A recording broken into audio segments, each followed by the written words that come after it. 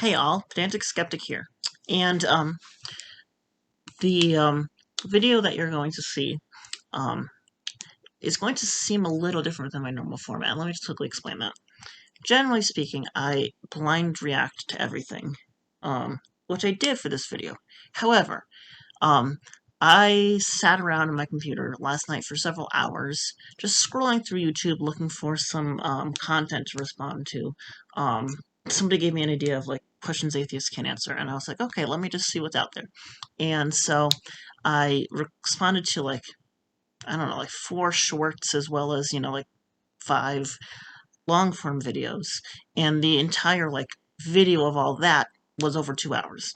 And so I am going to be kind of making bits and pieces of that where everything was blind reacted. But, like I'm wearing different clothing because it's, the next day and I'm dressed and blah, blah, blah. I'm not in my pajamas right now.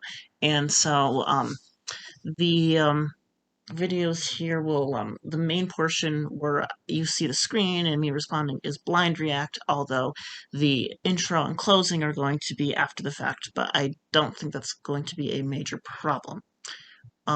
So, with that in mind, this video is from a Christian channel called Counsel of Trent. I found the video to be very intellectually stimulating. This guy is very respectful. This guy has some good points. He's not a typical apologist, which is very good.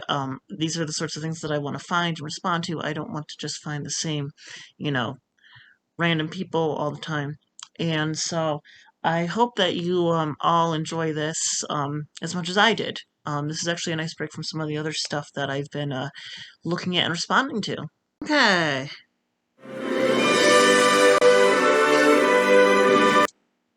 And of course, YouTube keeps playing this ad for some play or something that is happening in Colorado Springs on January 18th and 19th.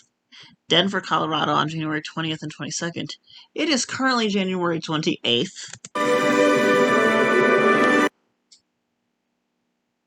That guy has a gigantic head. Hey everyone, welcome to the Counsel of Trent podcast. Can't you censor your... I'm just kidding, it's fine. I'm your host, Catholic Answers apologist and speaker, Trent Horn. And today I want to talk about atheism. Okay, have at it. Or a part of atheism that... today I want to talk about Drapsamyron. No, I'm just kidding. That I think has a fundamental flaw. But to understand why, I need to talk about something else called the God of the Gaps objection. Okay. I will say that it's not really an objection used to disprove God or argue against God. It's more of a, just kind of noticing of a trend, but, let's see what this guy has to say. So basically it goes like this. God of the Gaps objection claims that arguments for the existence of God, they all fail because they all essentially say the same thing. Here's something we can't explain, or here is a gap in our knowledge. God explains the gap in our knowledge, therefore God exists. In other words, you can't argue in this way. Okay, so what I would say is that not that every argument for the existence of God has hinged on us not knowing something. However, a lot of arguments for the existence of God have. And one of the things that people will point out is that historically, there have been a lot of things we've attributed to God that we no longer need to attribute to God. And people just keep moving the goalposts, they keep pushing back, kind of what they would say God is responsible for. Now, personally, I don't think that that is the strongest argument against the existence of God. It's kind of just highlights something that we know to be the case, but I would definitely say that there are other things, such as just a lack of good evidence for a God, and some of the issues with the assertion in the first place that are better to use when people are trying to convince you of the existence of God. For people that rely solely on the God of the Gaps, yeah, I would say that they probably need to rethink some of their thinking processes. I don't know what caused X, therefore God exists. That's a bad argument. I agree. Now, the unexplained thing, it might be morality or the beginning of the universe or the existence of something rather than nothing. Whatever it is, atheists say we don't want to rush to a supernatural explanation because we might miss an undiscovered or unknown natural explanation. I don't think it's just atheists that say that, but that is not a problematic thing to say at all. I think that if we want to actually demonstrate something supernatural, we, want to first demonstrate how it is indeed above natural things. So we want to know as much of the natural world first. And actually, a lot of Christians feel the same way. Well, that's good. The Lutheran pastor and Holocaust victim Dietrich Bonhoeffer. Did the Nazis really go after Lutheran? I'm not going to worry about it. Once wrote this. He wrote, "How wrong it is to use God as a stopgap for the incompleteness of our knowledge." Yes, I agree with that. If in fact the frontiers of knowledge are being pushed further and further back, and that is bound to be the case, then God is being pushed back with them and is therefore continually in retreat. On the one hand, I agree that arguments for God should start not from what we don't know, but from what we do know. Sure. They should start with effects we observe, and then reason to a cause for those effects, and then show that that cause must have divine attributes. We shouldn't just act like Bill O'Reilly in this clip in a conversation he had with atheist David Silverman. I'll tell you why it's not a scam, in my opinion. Oh, boy. All right? Tide goes in, tide goes out. Never a miscommunication. You can't explain that. Wow. I didn't remember David Silverman looking like You can explain why the tide goes in? Tide goes in, tide goes out. See, the water, the tide comes in, and it goes out, Mr. It has to do with the moon, but, it's not really important to know. The fatal assumption that Bill O'Reilly is making here is that, well, first of all, David Silverman doesn't have to have the answer for the tide going in and going out for there to actually be an answer. I don't know how intelligent this guy is. Of course, just because somebody's an atheist doesn't mean they're well-versed in science. I have some atheist friends who are really fucking stupid. I mean, I love them to death, but they are not scientifically literate in any way. Mr. Silverman. Maybe it's always Thor comes in, on top of Mount goes Olympus out. who's making the tides go in and out. No, but you can't A explain scam and that. a myth of the same. The You can't myth and explain it. religion. On the other hand, I worry that atheists who lean too much into the God of the Gaps objection. I hope you're going to show an example of somebody who does, because I really don't know anybody who's even going to bring up God of the Gaps, for any particular reason. They'll end up making atheism as unfalsifiable as some religions. Or You need to demonstrate that. Or they won't be able to answer this question. What would prove God exists? That's a good question, actually, because there are people that can't necessarily pin down what it would be. Now, I don't know if we could prove the existence of a God, at least not with our current methods. And the reason why is because I strongly suspect that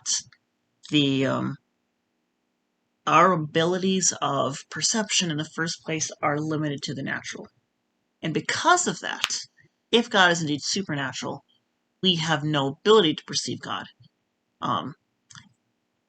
And so, if once we get over that hurdle, I think we would need, a way of empirically, empirically and replicably measuring God.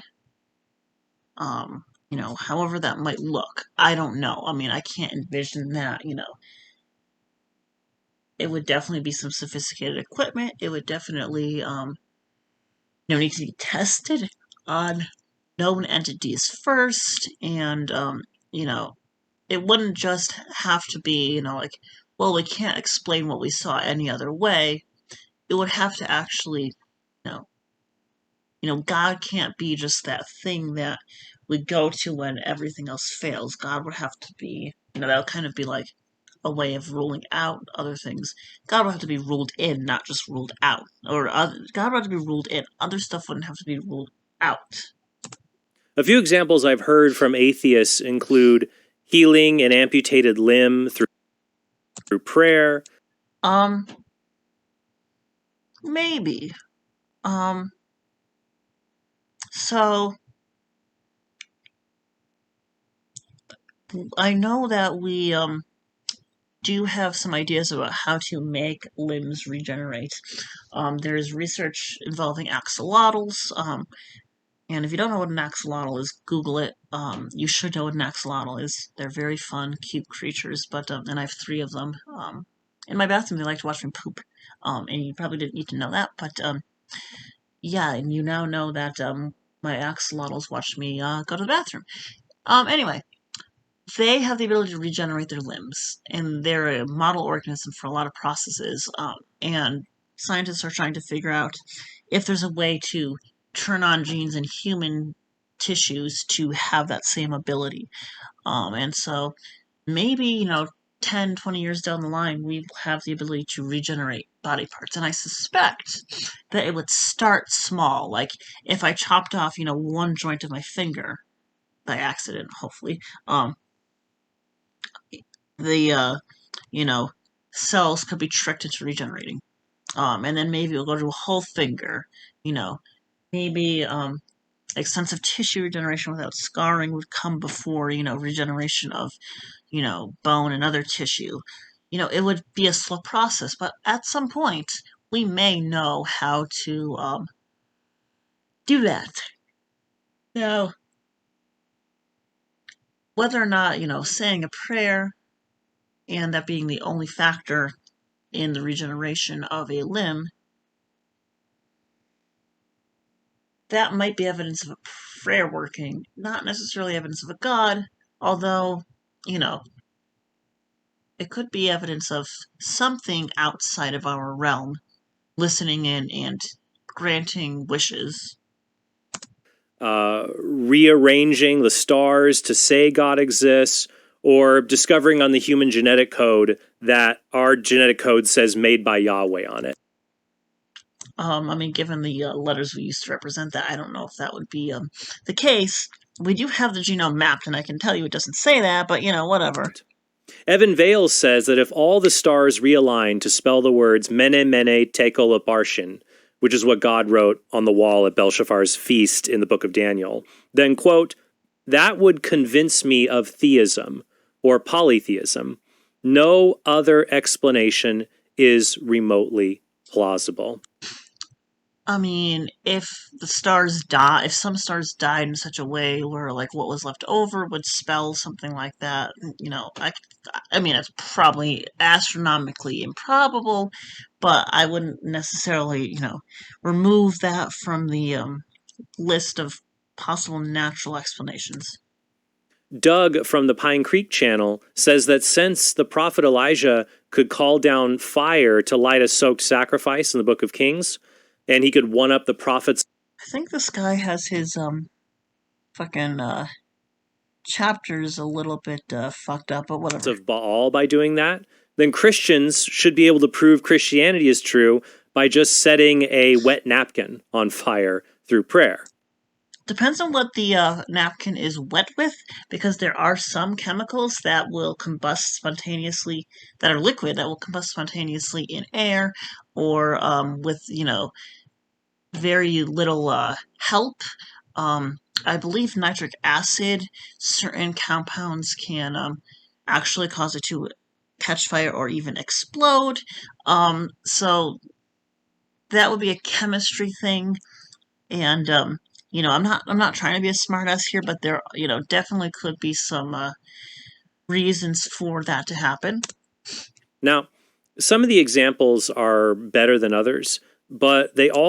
I like those. Like, are those supposed to be like pieces of fruits behind him? Like, if you look behind his head, on his bookshelf. It looks like a slice of a lime dueling with a slice of an orange, like they're both holding swords or something. That's kind of funny.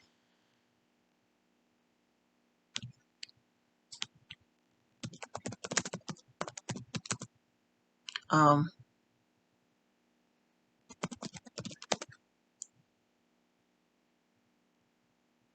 I'm not going to fucking Target right now. Jesus Christ.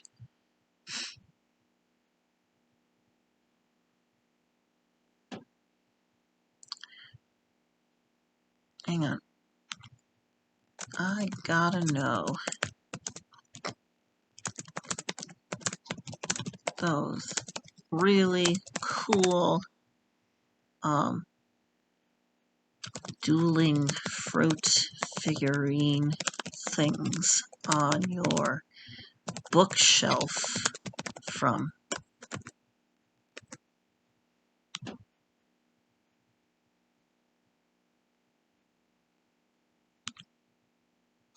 All share the same flaw. I would ask the non-believers who offer these examples, why would these particular things convince you that God? Again, I'm not claiming that those particular things.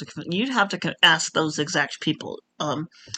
You know, broadcasting this question out to every atheist isn't necessarily a good use of your time, just because not all of us are going to say the same shit. God exists. I suspect ultimately this is the reasoning. I don't know what caused a limb to be healed, or the stars to move, or the napkin to catch fire. I can't imagine a natural cause. Oh, I see where he's going with this. Therefore, God must have done it. In other words, they commit the God of the gaps fallacy. Okay, but to be fair, a lot of you people would say, well, if you conceive any natural explanation for it, you're just looking for ways for it not to be God, or something like that. In their hypothetical evidence. I don't know what caused X, therefore God exists. Here's a blatant example of this from my debate with atheist Dan Barker. Wow, he did not age well. When I asked Barker what would convince him to give up atheism, he said that if I prayed and told him what was written inside an envelope he had on stage with him, then he would believe God exists.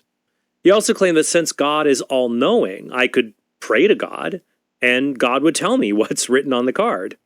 Here was my reply. So let me understand, we have 15 seconds left. If Jesus appeared and performed a miracle for you, you would ask God to apologize. But if I could do a magic trick, you would become a Christian. It's not a magic trick, Trent. I mean, suppose I really did guess what was written on the envelope, inside the envelope. Would Dan Barker convert? No way. I mean, I don't know. I don't think we can answer that question, but I can see a way in which something like that could be faked. And I'm not going to accuse either of these people of being dishonest, but, I would definitely want more information on, like, the circumstances of all of that. Like, you write something on an envelope, has the, A, do you know that Dan Barker tends to say that sort of thing? And then, maybe you've rigged up some sort of camera or, like, technology in his podium to see through his envelope, and so you're gonna know what he had written down. I mean, like, these sorts of things do happen. We have the technology to do this sort of shit. He'd think, well, maybe it was a lucky guess, or I don't know. maybe before the debate, when he was distracted, I opened the envelope, I read it, and then I resealed it. That would be way more likely than a miracle. Yeah. I mean, look what happened when actor Harrison Ford picked a card out of a deck from magician I thought Harrison Ford was a former president. David Blaine. And Blaine then pulled that card out of an orange in Ford's kitchen. Did Harrison Ford say, "Oh my gosh, you're divine," or "Oh my gosh, God exists"? No, he said this. Get the out of my house. Okay, that's funny. Now I gotta Google fucking...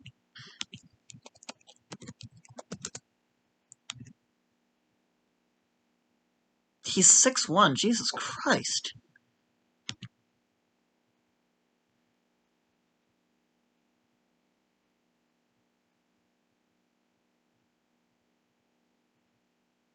5 children. God damn.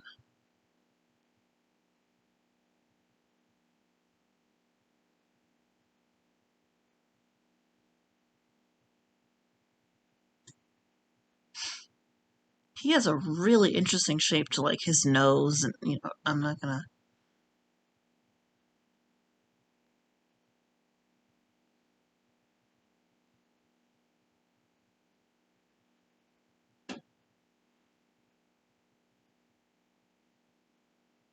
Ah, he's also a pilot.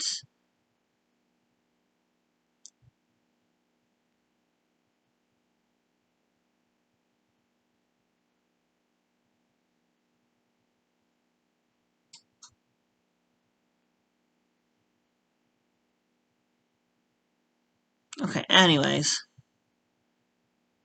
I thought, no, I think that's Gerald Ford, who was the, yeah, Gerald Ford was the president. Okay, never mind. Sorry. Or at best, Dan would think that I have some unknown natural or supernatural power to read hidden messages, but not that God exists. In that debate, it was amazing to me that Dan... I mean, to be fair, I mean, I know I just said, like, maybe he's asked this question all the time. I don't know. But to be fair, if you ask him that on the spot, he may not be able to come up with something. And the other issue that I'm seeing here is you're extrapolating what one atheist says to all of the atheist community, and that's not a fair thing to do.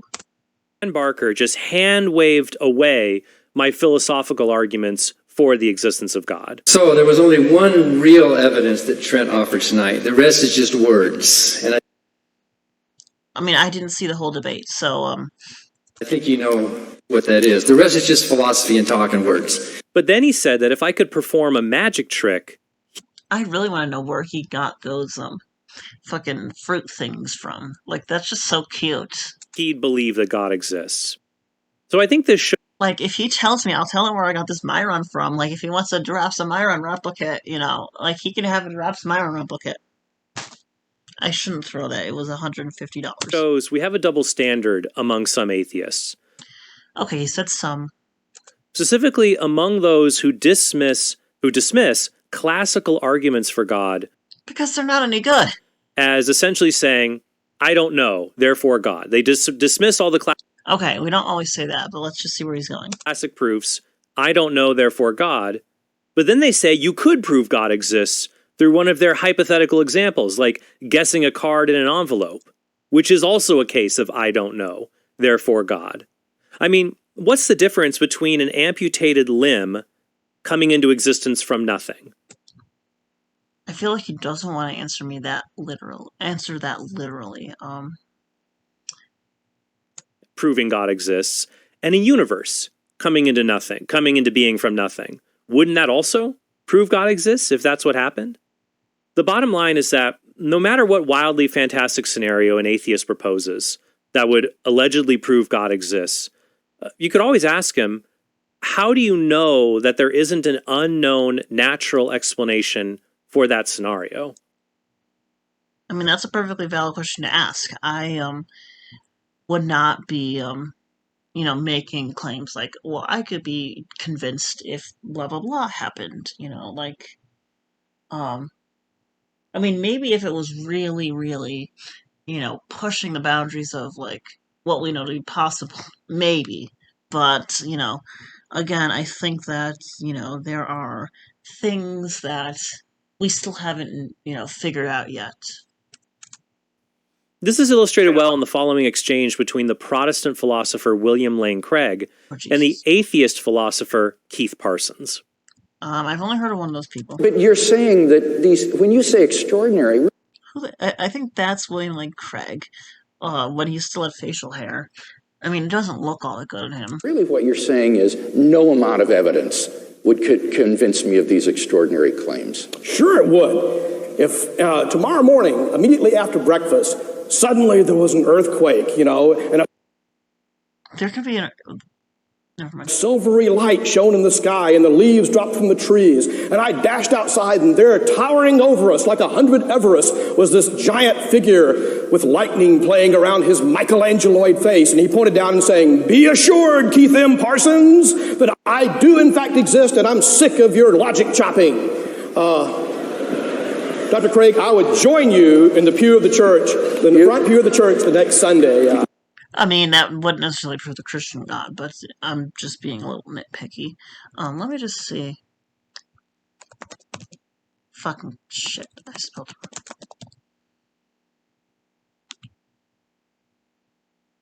He's 70 years old, wow. Generally, people that are that fat don't live all that long. I wonder...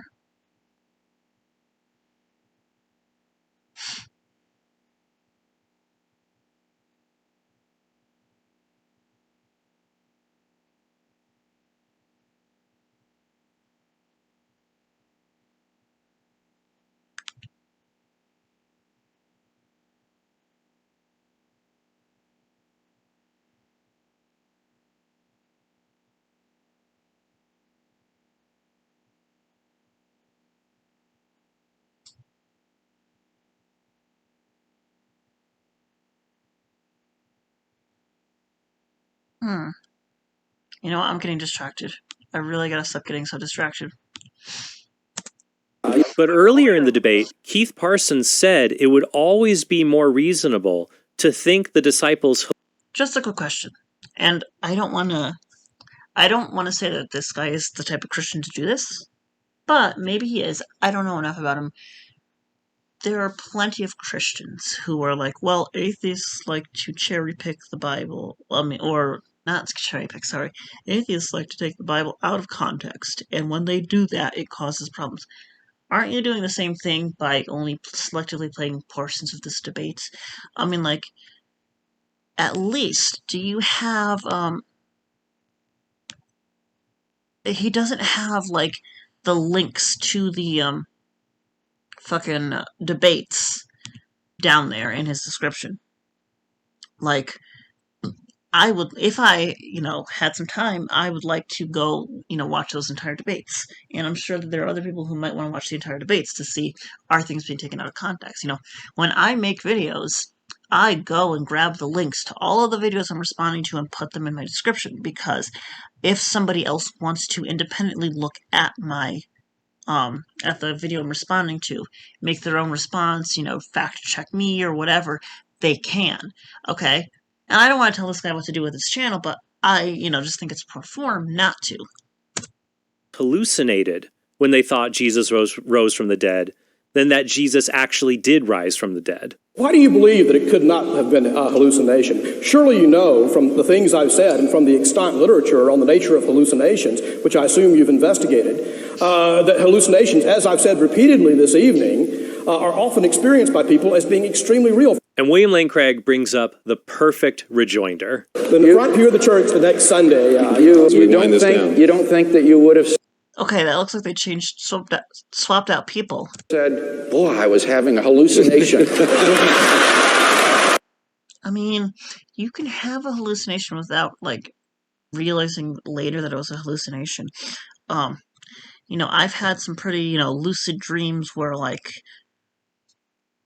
dreamt a whole day and, I was still pretty young, but, I've dreamt, whole days and then, gotten up the next morning and, wasn't really sure if that whole day had happened in the past, or, if it didn't until, I was like, hey, do you remember yesterday, blah, blah, blah, and so I was like, wait, what the fuck are you talking about? And then, realizing that, no, I dreamt that, whatever.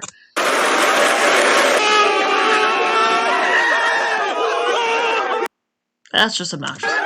What's interesting is that some atheists have even conceded that nothing could prove God exists. It depends. I've said that, I don't say that there's nothing that could prove or demonstrate, provide evidence of a God. I don't think it's necessarily within our perception. There's a difference there.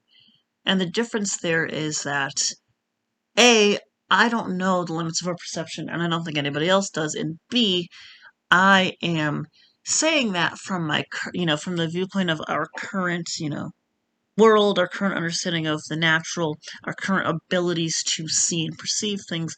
It is very possible to be able to detect things that are no longer natural. However, as it stands, I don't think that's the case. But maybe I don't know enough on the topic, or maybe, humanity just hasn't progressed that far. I'm not entirely sure. Since you could always imagine another unknown explanation being the true cause of whatever thing you observe. So in principle, it's impossible to ever persuade you that God exists. I didn't quite say that, but well, what would persuade you? I can't conceive of. I suppose even if I died. I mean, here's the thing.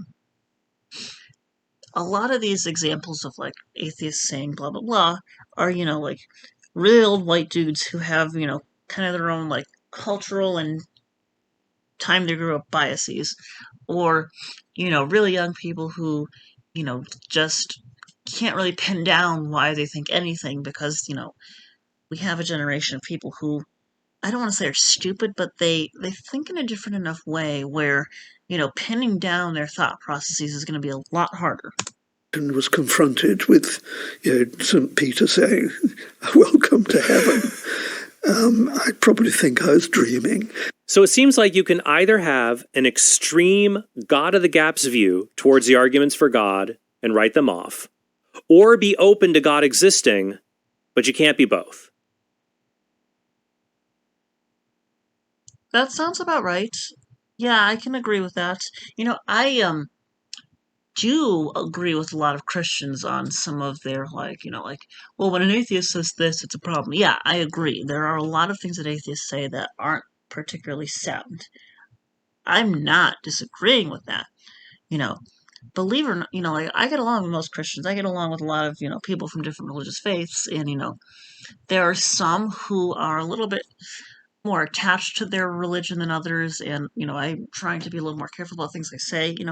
I don't like religion. I like to make jokes about it, and I know who I can and can't, for the most part, make those jokes with, but, there are definitely things, and again, there's a difference between, being an atheist just because you see a couple of funny memes and now you're, totally not convinced of religion, and, actually having thought through the proposition. Instead, atheists, they should just be open to the classical arguments for the existence of God. And if they're not convinced by those arguments, be able to explain either which premise in the argument they don't think is true, or what fallacy, so civic logical. Yeah, that's fine. I hope that he will bring forth, at least one classical argument so we can tackle it. I know in one of my other videos I talked about the Kalam and why that's a problem. Fallacy the argument commits. Now, let me address a few objections to this argument that I'm offering. One objection is that theists, all they have to do to prove God exists is just offer repeatable, testable predictions of the God hypothesis. Repeatable, testable, measurable. The results have to be measurable somehow, and they have to be measurable in a good way. For example, I have taught some students before about how do you make and test scientific hypotheses, and one of the things we would say is does organism X do better when it's given treatment A versus treatment B? And it's well, what the fuck do you mean by doing better? You have to fucking measure something. Growth rate, survival rate, final weight, whatever it is, fecundity, something like that. And, I do that all the time. I work with insects a lot and plants, my paper on, the giraffes larvae, the number of days it took for the larvae to reach pupation, and the, average pupil weight and things like that. It's not just, oh, well, giraffes and miner did better on grape than Ampelopsis. Well, no shit, but, you can't just fucking say, oh, they did better. That doesn't tell us really, jack shit. So that would prove God exists. This is basically saying, well, if you can scientifically prove God exists, then atheists would change their mind. I don't know. I would say that currently, with our current conception of the world, science is the best and probably I'm not saying certainly, but probably the only way to actually ascertain something. Because everything, including social stuff, there's social science where they actually measure how people react to certain situations and what people's attitudes towards certain things are. And, anything you can conceive, there is a scientific way of actually getting that information. Their minds. But what is science? What is science? Science is a process by which we gather information in ways that can be replicated, demonstrated, and communicated. Science is the search for natural explanations of observed phenomena. If we could show something was testable, predictable part of our world, whatever effect that might be, let's say only Catholic priests can change water into wine when they say certain words. I've never had holy wine. I doubt it's actually wine, or if it is, it didn't start as water. But there's a funny meme about wine being 80% water, so Jesus only did 20% miracle, or just silly stuff like that. But what qualifies as water and what qualifies as wine are not necessarily so specific, because you have government agencies calling drinking water anything that doesn't have certain chemicals in it, but does have water, H2O in it, and just some other stuff. And wine can vary in all sorts of chemical properties depending on how long it was fermented for, what microorganisms were used to ferment it, what cultivar of grape was used, were there additives from other species of plants, and 10 million other things. How was it, refined and distilled and filtered and, all this other shit. Say we do show that. Why wouldn't we conclude this is just an unexplained part of nature? This objection is basically saying, I'll believe a supernatural being exists if you can prove it is a regular part of the natural world that we observe. Yeah, and I do think that is a problem. I would say that, maybe methodological naturalism is not the way to get to God. However, if the only thing we really have right now is methodological naturalism, we probably shouldn't be making claims about God in the first place, or we should at least not be taking God so seriously that we're, deciding how we should be running society, who should have what rights, blah, blah, blah, based on the idea of God's existence. At the very least, we shouldn't have people trying to legislate, how consenting adults interact in their bedroom. We shouldn't have people legislating, the removal of a fetus from a womb or a uterus. We should not be, deciding what kinds of fabrics people should wear. We shouldn't be deciding, things of that, what should be said, there are laws against blasphemy in some parts of the world. And it even gets integrated into our social structure. In the US, it's not against the law to say, Jesus fucking Christ. But socially, it's not always acceptable. And that shouldn't be the case.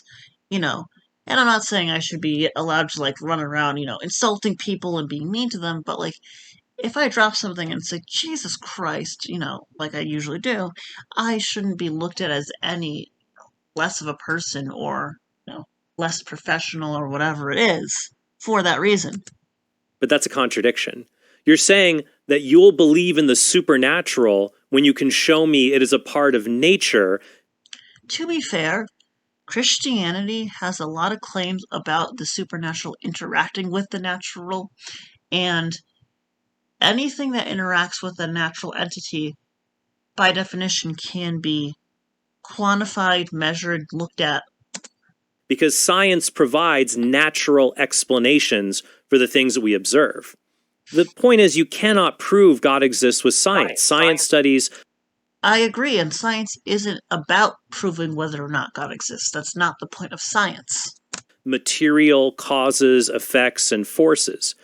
God's existence is something you would demonstrate philosophically, like other immaterial things you would demonstrate philosophically. I hope he gives some examples of immaterial things. Such as the existence of minds, moral truths, or numbers and other abstract objects. Okay, so minds, moral truths, numbers, and other abstract objects. So a lot of those things are actually outside of us.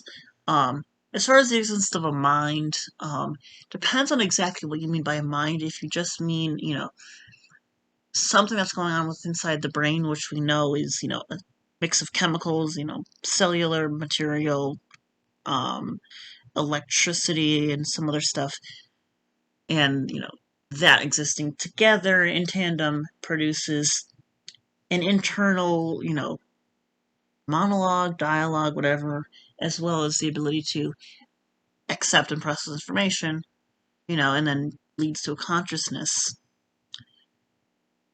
I don't know if that would really qualify as something that's immaterial, because again, it does happen just within us, and I mean that on an individual level. Objects. An atheist might say, well, God is all-knowing. So even if an atheist personally doesn't know what would convince him, God knows what would convince him. Yeah, that sounds about right. I wonder what his objection to that is. And therefore, God could just show that person the evidence he needs, and he won't be ignorant about God anymore. I have no idea specifically what would change my mind about the existence of a God. But if there is such a being as a God, then one would think that God knows exactly what would change my mind and should be capable of taking the action to present the case that would change my mind. And this hasn't happened. I think one way to address these objections is to shift the question away from what evidence would...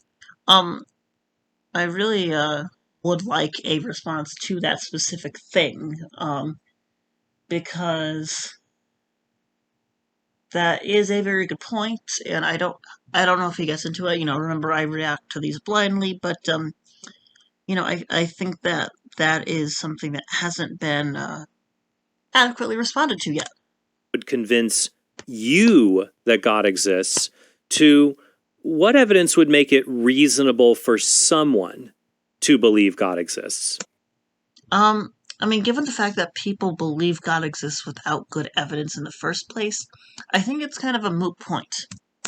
You see, being convinced of something, being convinced seems to be almost a matter of personal taste. For example, yeah, and I think that to some degree that is reasonable. I could ask Matt Dillahunty, how would you know that what convinced you that God exists actually gave you a good reason to believe God exists? Wait, how would you know what convinced you would give you a good reason? The reason would be that you're convinced. Jesus Christ. People are often convinced of false things. So the fact that something convinces Matt Dillahunty to believe, it doesn't mean it's a good reason. That is where we get into teaching people how to assess information properly, teaching people how to know what is verifiable, know how to verify it, and, to think critically. It's not about teaching people what to think, it's about teaching people how to think. Saying that what would convince Matt Dillahunty to believe is just what would convince him is circular. It reduces the debate over God's existence to whether certain external observations merely cause us to have convincing internal feelings rather than following a process of reasoning. Wouldn't reasoning lead you to be convinced of something at the end? That's why I think it's better to ask whether certain beliefs are reasonable or unreasonable. I do need you to define reasonable and unreasonable. And then use our reason to follow the arguments made in favor of those beliefs to see if either one of the premises is not true, or we have no good reason to think it's true, or there's been an error in the reasoning or a fallacy. Which would then mean that there's no good reason to believe that premise. After all, you can think something is reasonable even if it doesn't convince you. And that seems to take us more into the domain of reason than the domain of feelings. I would hope. For example, in his conversation with fellow atheist Alex O'Connor, Matt Dillahunty said that even though he isn't convinced to become an ethical vegan, he thinks there's nothing unreasonable in Alex adopting ethical veganism. Yeah, that is because the question of veganism is more about whether or not we should act on particular things we know. Okay? It's not, belief in God versus being vegan are two different things, because belief in God is simply the acceptance of something. The reasons for veganism are, different from the actual actions taken. So, like whether or not God exists versus whether or not we should worship a God are two different things. Whether or not people should be vegan versus whether or not people will be vegan are different things. Whether or not, we can murder other people versus whether or not we should murder other people are different things. And, things such as, the fact that it's illegal to kill somebody versus it's legal to go out and eat a steak are going to be factors here. And so the things that convince you of whether or not it's a good idea versus whether or not you act them out are going to be different. The belief in God, however, is just simply an internal thought process versus external action. So it's not the best comparison. Although that's not quite how Matt put it when I asked him about it in our recent debate on the resurrection of Jesus. Do you think ethical veganism that Alex endorses is unreasonable? Yes. I would never. So I don't have a problem with veganism, which was one of the reasons why this keeps coming up. As a matter of fact, do you think? Okay, just gotta say real quick. I feel like Matt could have not worn leather when having a conversation with a vegan. I as a vegan would be like, "Dude, you're kind of being a dick." I mean, like, at the end of the day, I'm not gonna hold it against him, but I do think that there is something a little bit. Maybe he wasn't thinking, whatever, but I think that was a little bit of a cruel thing to do, but, Ethical veganism that Alex endorses is unreasonable. Yes. I think you said at one point that you do consider it to be a moral virtue. You think it is a good... Yes, but he doesn't consider it to be a moral duty. And, that's a difference between, your actual habits and your thought processes. I am convinced that it's likely a moral virtue. Okay. I know people who do it for health reasons. I know people who do it for ethical reasons. I like how there's like a very faint Trent in the corner. I don't have any objection. My lone objection was to ethical vegans who say, if you eat meat, you are an immoral person. Yes, I would say that is not a good thing to say. I don't think that, the matter of veganism should be necessarily, without good reason, a moral issue. And I've said before, like, if you're pro-life, you should be vegan, things like that. Those are just my opinions. What I will say is that the processes that lead us to judge the morality of something are different than the processes that lead us to recognize the existence of something. So again, this is not a good comparison. Yeah. For the record, I don't think you're an immoral person for eating meat. I just think that what you're doing is immoral. Yeah, That sounds about right. Although, I love the look on Matt's face. I think there are better ways to put that. That No. I can see. Do you think ethical veganism that Alex endorses is unreasonable? Yes. So I guess it depends on what Matt defines as reasonable versus unreasonable. Like, if by reasonable he means like practical or feasible, and I recognize that veganism isn't always feasible, but I will say that there is a difference between somebody who is going out and buying, the cheapest food they can afford, and some of that just happens to have animal products, and actually setting out to go and buy like a steak or something. There's a difference there. And I think that, recognition of the damage is done to the planet by the production and consumption of, factory farmed animals, and, some of the questions about whether or not, we should be killing things that we don't have to kill just to eat. And when people are object to veganism from like, well, our ancestors ate meat. Well, yeah, because our ancestors didn't have the capacity or the technology to, concentrate the proteins from plants and this and that, or grow their own food. So of course that's what they were going to do. But now these, it's like people think that the principles of living, in the Pleistocene still apply to the principles today in the Anthropocene. And it's like, no, we're in a different world. We have a different setting. But, I do recognize that, it's still a very new thing where, like, you can go to Walmart and buy veggie nuggets. That wasn't the case, even 5 years ago. So I think, again, it's an inadequate comparison because somebody can recognize why doing something may not be the best idea, but still go ahead and do it.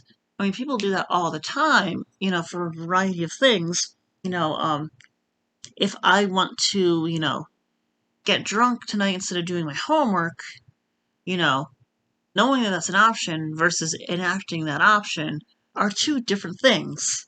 And, if I choose to do that, I have some knowledge that that is not the best thing to be doing, even if I still do it. So I'd ask an atheist, could it ever be reasonable for someone to believe God exists? Yes.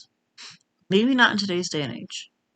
I think that, maybe with strong enough social conditioning, maybe with, some of the limits to our knowledge and, things like that.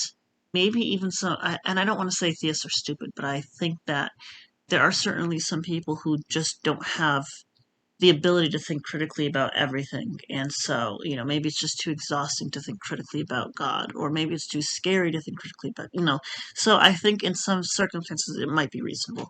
Certainly, back before we had any other conceptions of how the universe worked, it would be more reasonable. Like back in the 1800s, it was more reasonable to believe in God than now. But yeah, I mean, I definitely could see it being reasonable.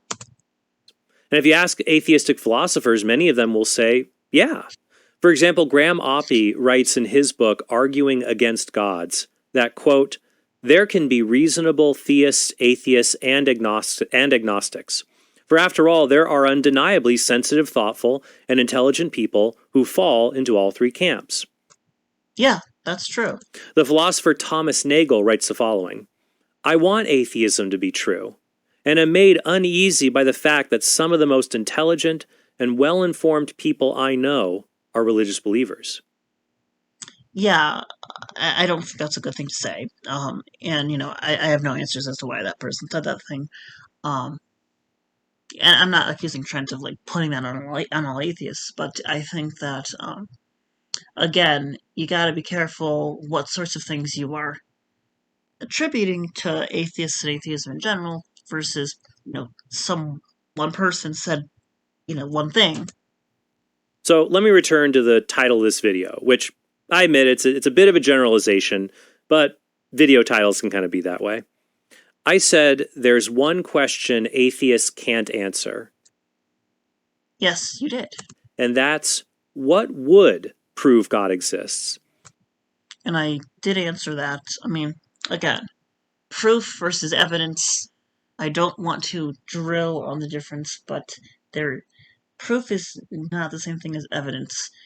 When we do something empirically, we're concerned about evidence and how strongly the evidence relates to whatever. And, the thing is, I don't know that with our current abilities as a species, we really can know or demonstrate the existence of a God. And I'm not saying it excludes a God, but what I am saying is that, if we just take things at their face value, if we just take things as they are,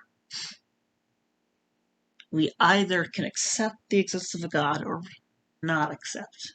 Not necessarily reject, just we don't accept it. And we certainly shouldn't be basing our lives on it until there's a good reason. There are people who work under the assumption that, you don't believe something before it's demonstrated to be the case. And there are people who don't work in that way. And there are people who, apply that reasoning to everything, people who apply it to most things, things like that. What I think is the case is that,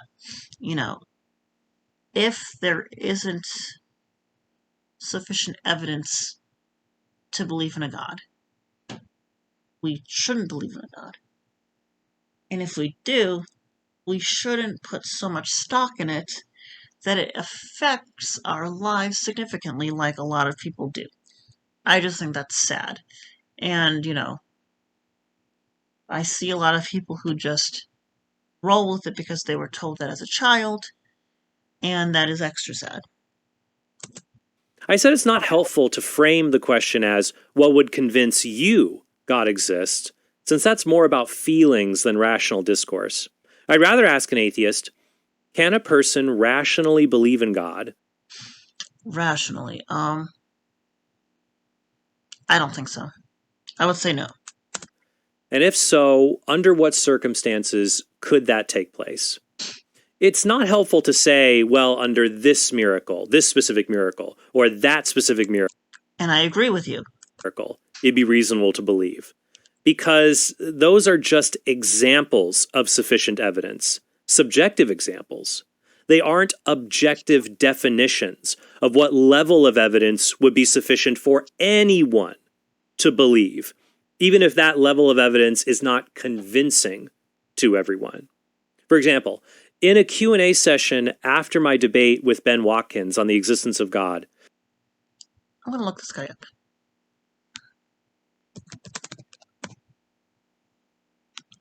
I don't know if it's this person.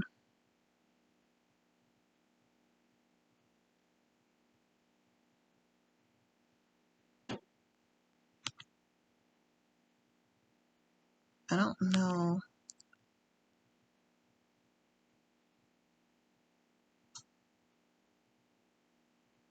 I don't know if this is the same guy. Jesus Christ.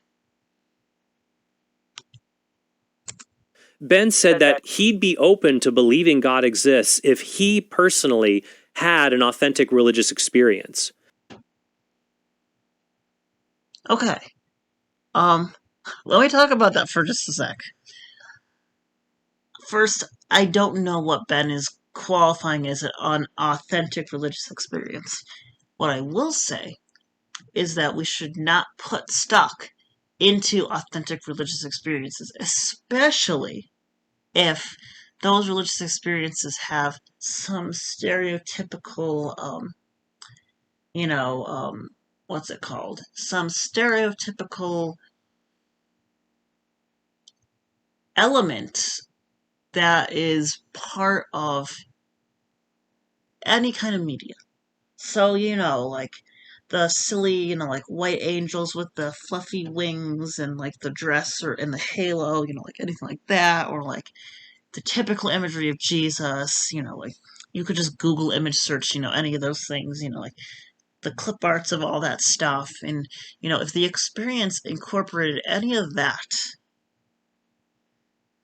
and, first of all, that might be the only thing that we would, cue in on to recognize it as a religious experience. But if that was indeed what was indicated in that experience, I would not put any stock into it, because what we know about the brain is during really stressful situations that are affecting oxygenation to the brain chemistry, X, Y, and Z, the brain will portray images, especially images that are associated with death and stressful situations and things like that.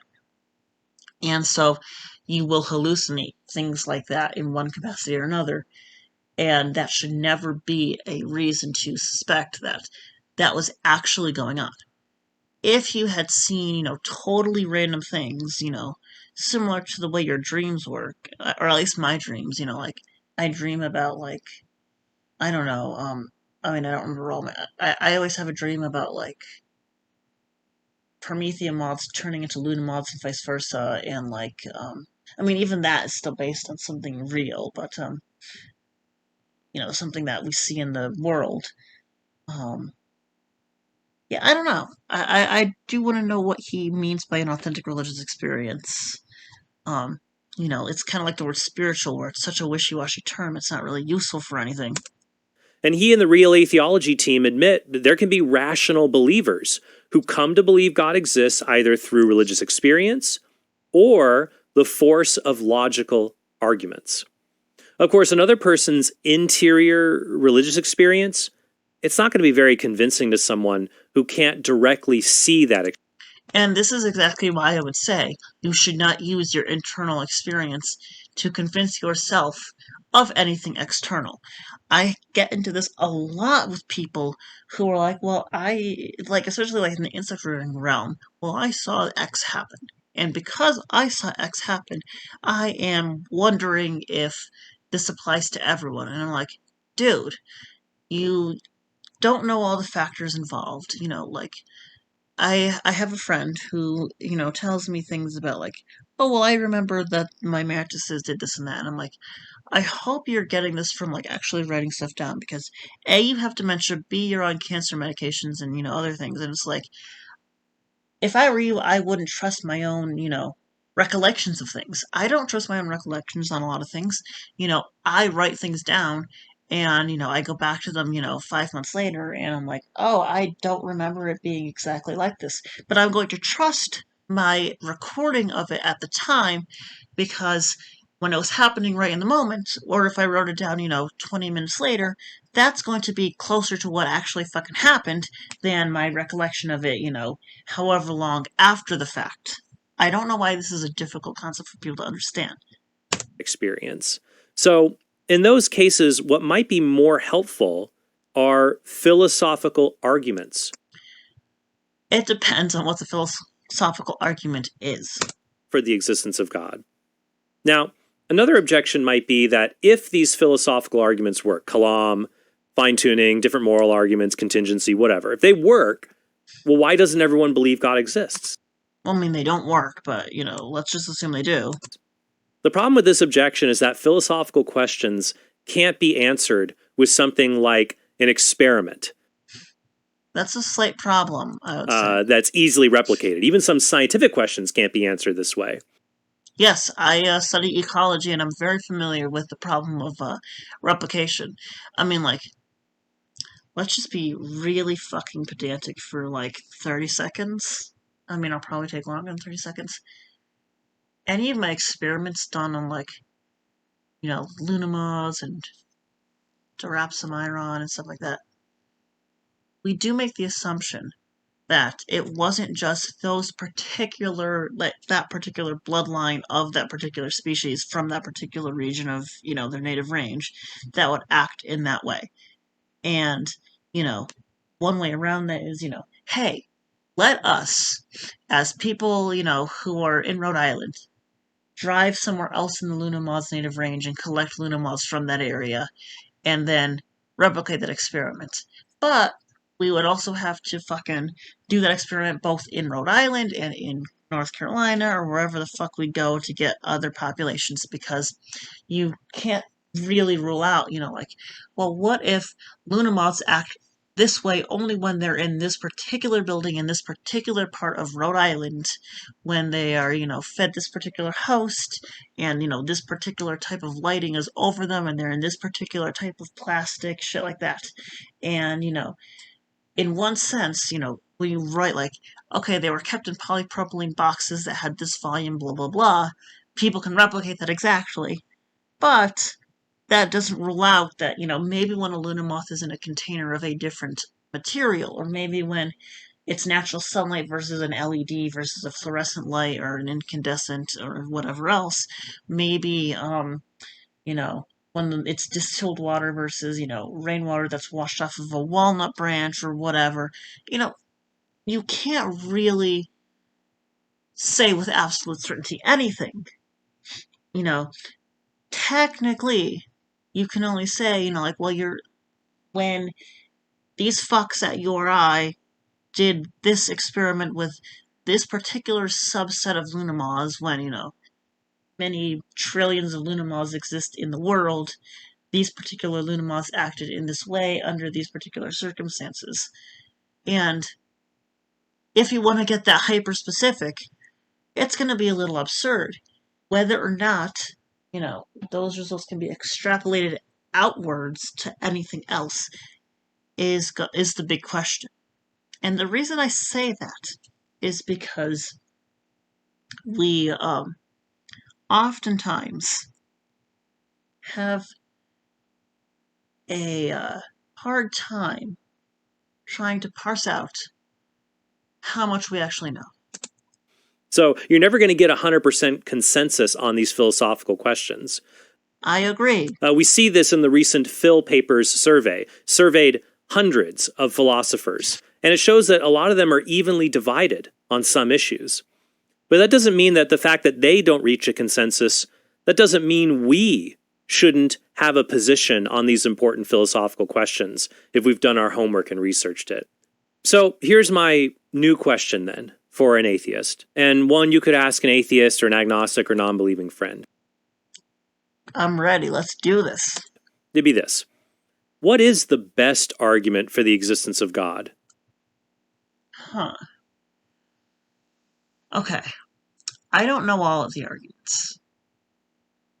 I don't know if any... I'm sure there are probably some people who do know all of the arguments. And what's wrong with it? Okay. So let me think. I know, let's see, there's the cosmological argument, which is a dumpster fire. There's, the moral argument, which I have to look up exactly what the premises of that were. What else is there? There's people's anecdotes, which, for obvious reasons, are not good arguments at all. I think there's the divine hiddenness argument, which is ridiculous. Let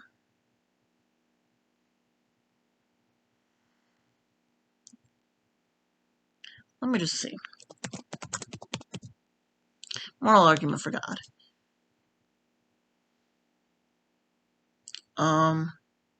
What arguments?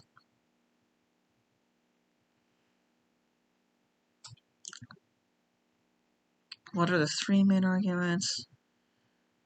I don't remember what the teleological argument was.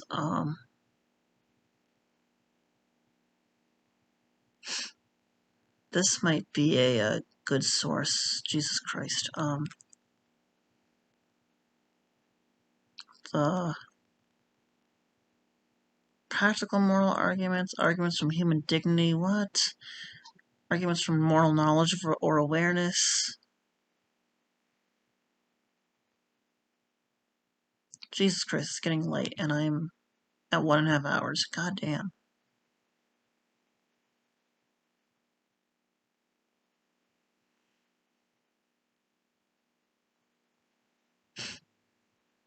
yeah, humans possess moral knowledge. If God does not exist, humans would not. I mean, like, you'd have to, like, demonstrate, number 2 in the first place, but, whatever. Yeah, like, I'm not convinced of the moral argument. I mean, like, oh, God. Let's see what other things there are. Teleological argument. Okay, let's see. Relating to design and purpose in the natural world is a reason something serves as a function to its end.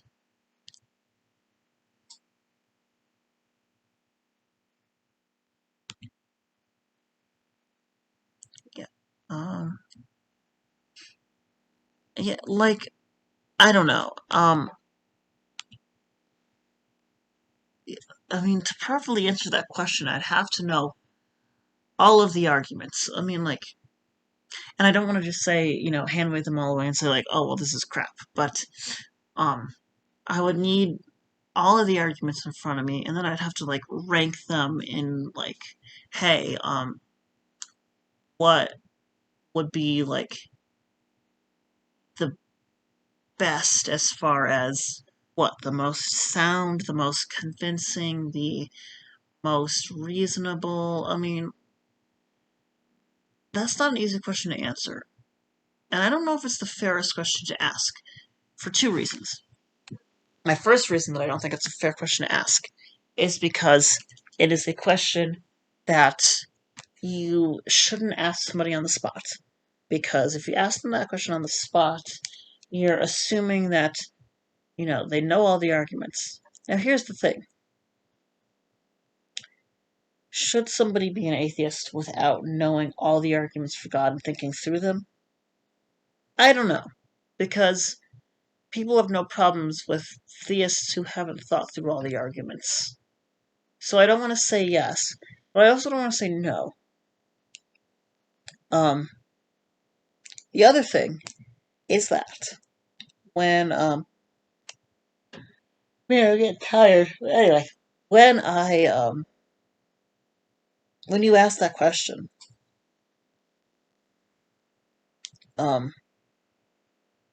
you shouldn't ask it on the spot. You may not want to ask that to somebody who's not familiar with all these things.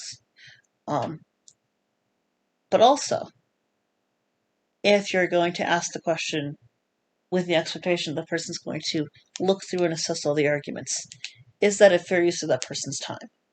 Because, honestly, if there really was a best argument for God's existence, it really should be the only thing that people are going out using and, people are accepting of it. And that doesn't seem to be the case. Or what is the least problematic argument for? Okay, that is more specific. I do like that. So I gotta think, what might be the least problematic?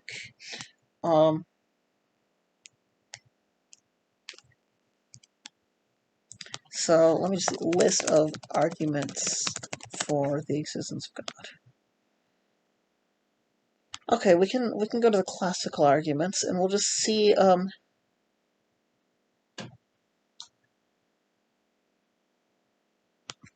mean, this is all from a Christian perspective, and that's a slight problem.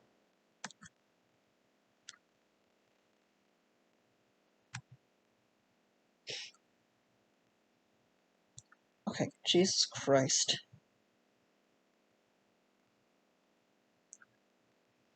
Okay, so let's see. There are only 4 classical arguments? God damn it. Okay.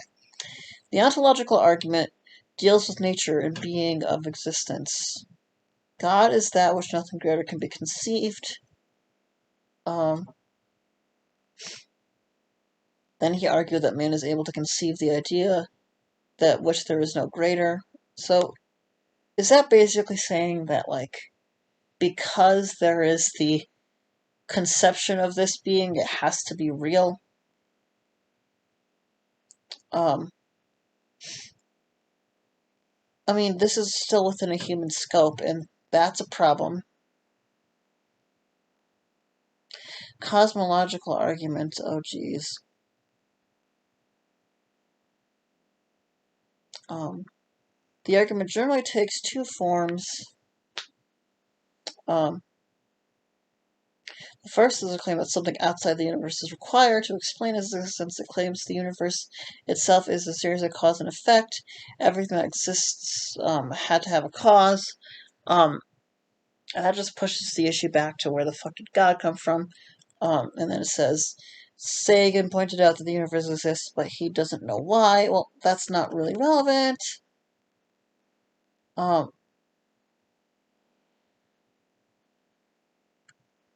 Teleological is the apparent design of the universe. Law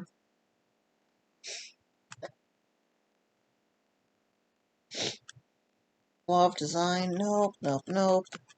There are problems with that. The moral argument. Okay. So, let me just think here.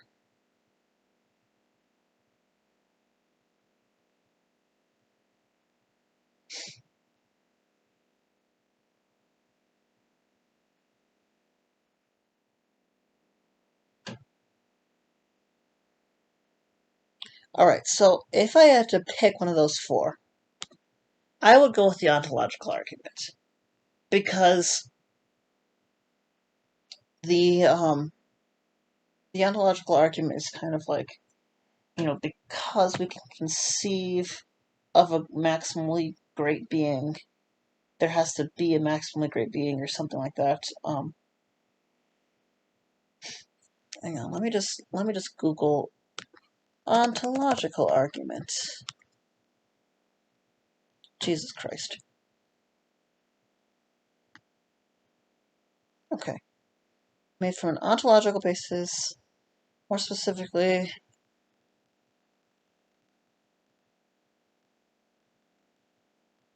okay.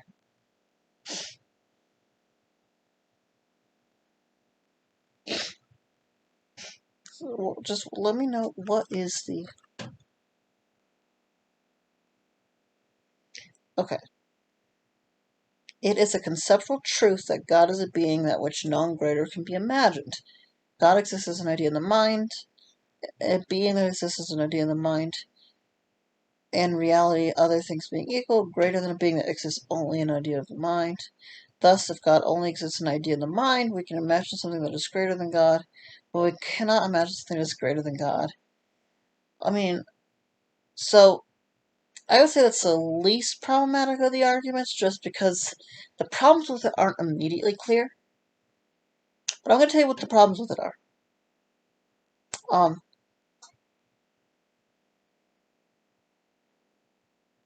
So it's circular, because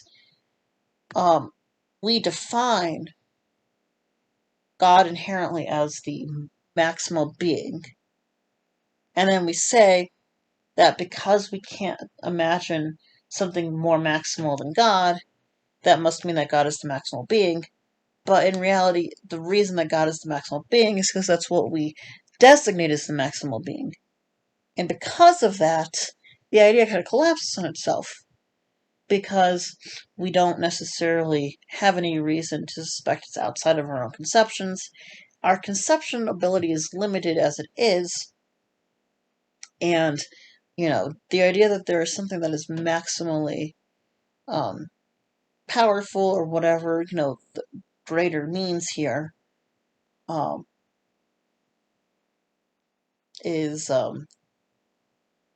doesn't necessarily mean it has to be God, depending on what we define as God. And the problem is, because God is so poorly defined in this argument, we can't really pin down any specific God or claim from any religion or idea in the first place. So it does have problems, but because it's problems you have to really think through, instead of things like, whatever begins to exist has a cause, and, the idea that, well, if the universe began to exist, but the universe didn't really begin to exist because beginning to exist is in the context of time, and because time started when the universe started, it's not an issue. In, moral arguments, issue with that is we don't know that morality is objective, and the only way for the moral argument to work is for morality to be objective, and because that's not the case, or not evidently the case, that argument falls apart. I'd say that the ontological argument is the least problematic, but I still have problems with it. For God, and what's specifically wrong with it. Remember, to show something is wrong with an argument, you need to point out either an untrue premise in the argument, okay, or some kind of fallacy in the reasoning, specific fallacy, not just like it's God of the gaps. What specific logical fallacy is being committed? The equivocation fallacy. The equalization of a maximal being with a god as defined by any particular religion, because the fact that we define God as the greatest being, while we have to say that a greatest being has to be God, is circular. And in that spirit, I hope both atheists and theists will critically examine the reasons that are given for the existence of God, these philosophical arguments that have been presented in different forms over time. You can find them in a lot of different resources. I have some in my book, Answering Atheism. I'd also recommend the Blackwell Companion to Natural Theology, The Existence of God by Richard Swinburne, and also 5 Proofs for the Existence of God by the Catholic philosopher Ed Feser, among many others. Another book would be How Reason Can Show That God Exists. I think that's a rough title, by Josh Rasmussen. So look at the arguments on either side, see where they work, and try to point out specifically where you think they don't work. Both believers and non-believers should do this. That way we can journey closer to the truth together. So I hope that's helpful for you all, and I hope you all have a very blessed day. Hey, thanks for watching this video. All right, well, there you have it, guys. So that's Counsel of Trent. I will definitely be taking some of his suggestions to read some of the things that he recommended. I don't remember them off the top of my head, but I can always go back to the video and, write things down. It is what it is. This was a fun journey, and I hope everybody, continues to watch. And, I am glad that we got to see that. So, don't forget, I'm pedantic, somewhat romantic, and far away from the Atlantic, stressed and in the West. But, we are doing well, I guess. Don't forget to like, comment, subscribe, whatever you want to do. You don't have to. I'm not going to make you. But just consider it. Thank you.